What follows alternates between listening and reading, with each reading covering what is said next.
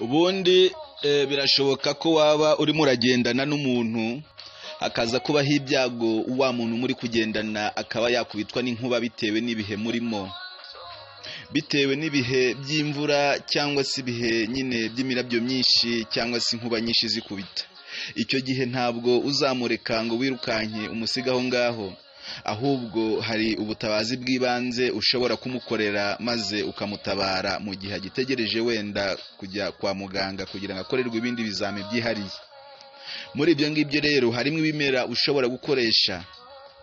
Muri ibyo bimera ushobora gufata ifu y'igiti inkuba n'ubundi yigeze ikubita, ugafata ifu yacyo ku ruhande rw'imizi no ku ruhande rw'umutwe.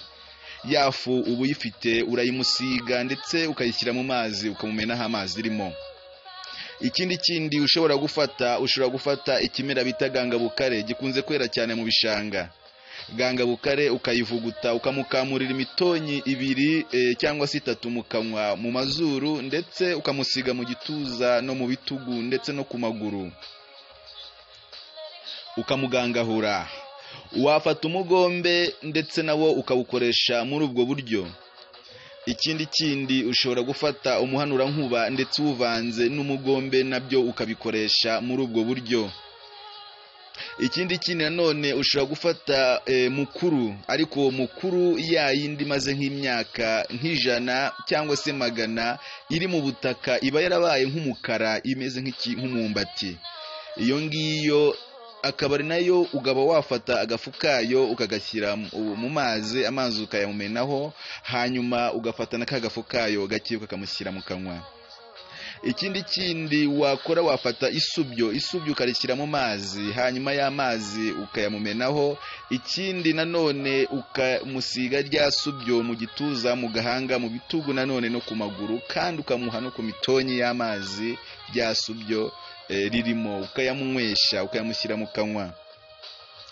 Ikindi nanone hambere Abanyarwanda bo hambere bashoboraga kuba bafata igikeri gikunze kuba kiri musozi, ndetse n'igikojejeho igiti kirabyimba, hanyuma nyuma yaho kikaba gito. Icyo gikeri bakagifata bakacyumisha akagikoramo ifu. Yafu muri kugangahura uwakubiswe n'inkuba bakayimusiga.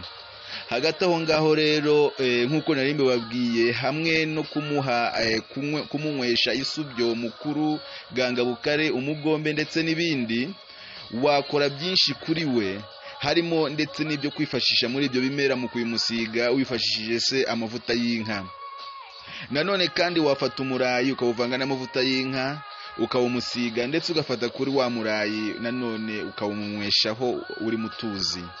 Ibyo byose ni bimwe mu byagufasha gutabara wa muntu mu gihe waba atari yakabona uburyo ahita agera kwa muganga, cyangwa se ari kure yo kwa muganga, kugira ngo bamukorere ibindi bizame byihariye barebe icyo wamufasha. Ngayo nguko rero ko watabara mugenzi wawe.